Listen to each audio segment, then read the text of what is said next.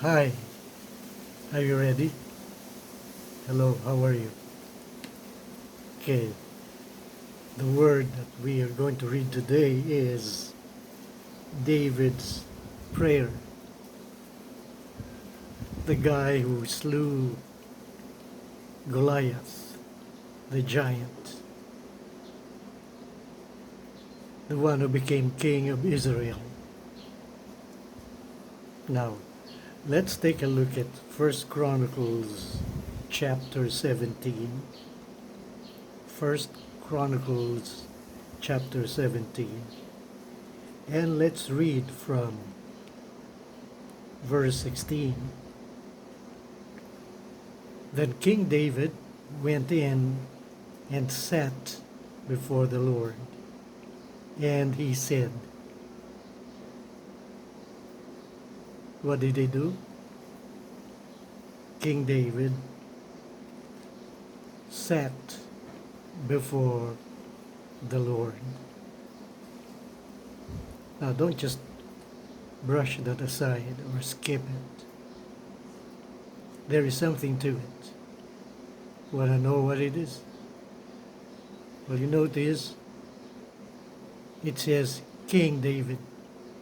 It wasn't Shepherd David or uh, somebody David. No, it was King David. He had rule over many nations.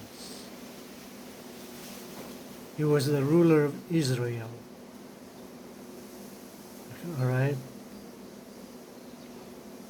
He was king.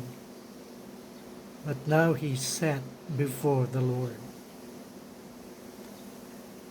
Now, it doesn't sound like the Lord was paying tribute to him, does it? Far from it. And the Lord was not uh, subdued by him, humbled by him, or defeated by him. None at all. Okay, now, what does it say here? It sounds like he sat before the Lord, recognizing that although he was king, he was sitting before someone known as his God, who is a higher king. A higher king than King David himself. Got it? All right.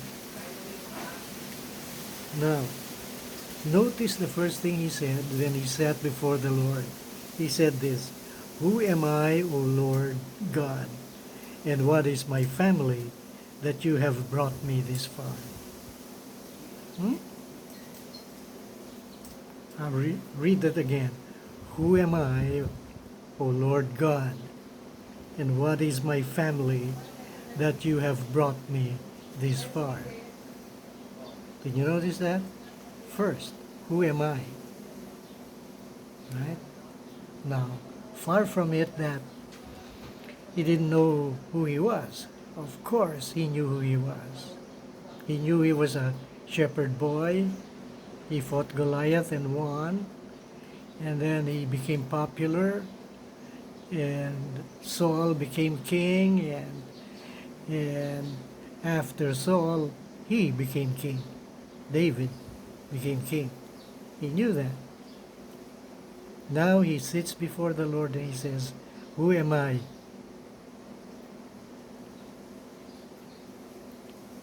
So it was not about him not knowing he was king or that he was once a shepherd boy. No, not that. That's not the point.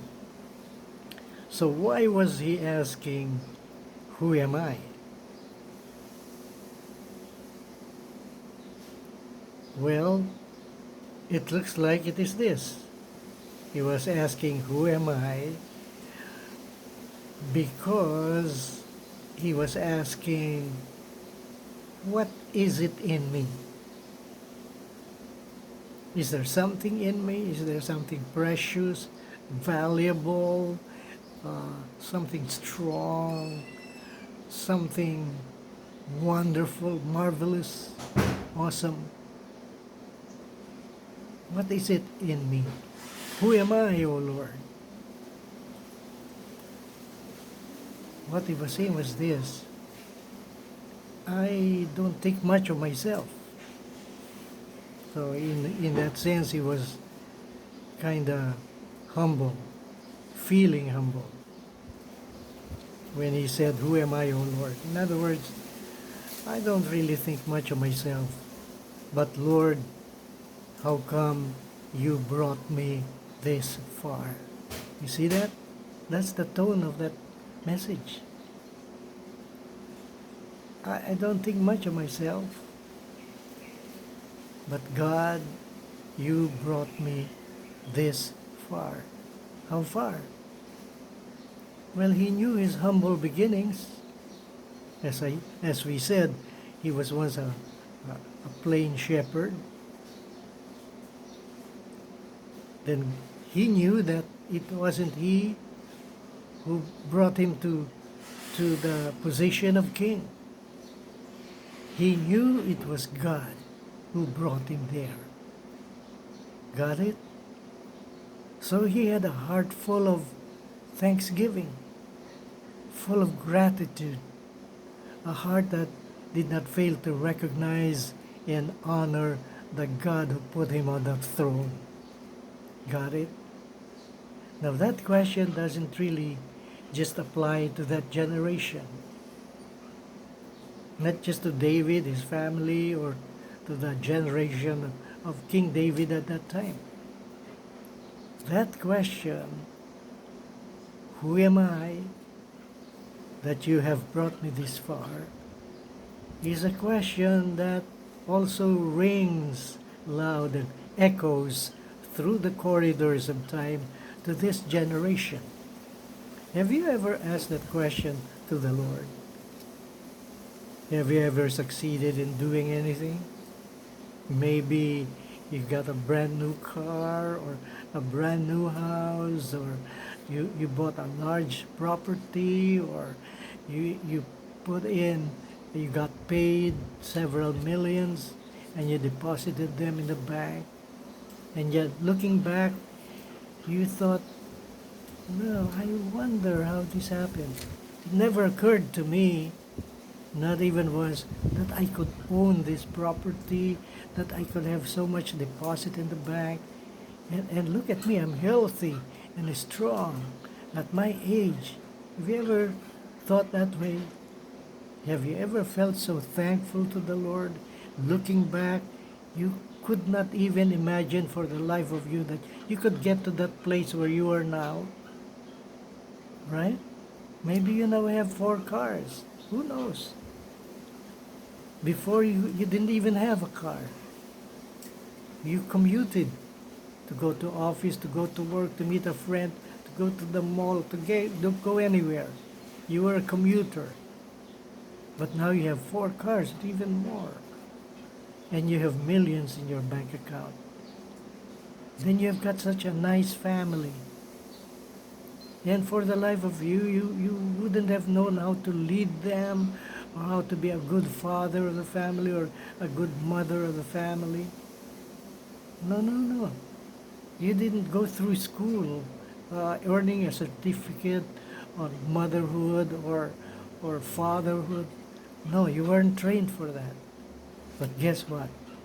You got your sons and daughters, and they are disciplined, they are respectful, they're courteous, and they're doing well in school. They don't give you that much problem.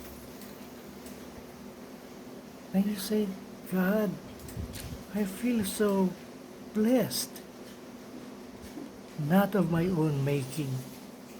Have you ever thought that way? Have you ever felt that way? I have. All right? Now, if you do, great. That's good. Because that's a good question to ask every day to remind us of who we are and who God is to us. Again, what is the question? Question is, who am I, O Lord God? Who am I, O Lord God? Right?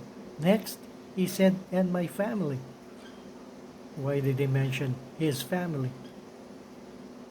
Well, some people get to certain places, higher positions because of their breeding, their background, their their parentage, okay, where they come from. Maybe they are children of well-endowed individuals, financially speaking, rich people, influential people, maybe children of politicians, okay, maybe children of tycoons.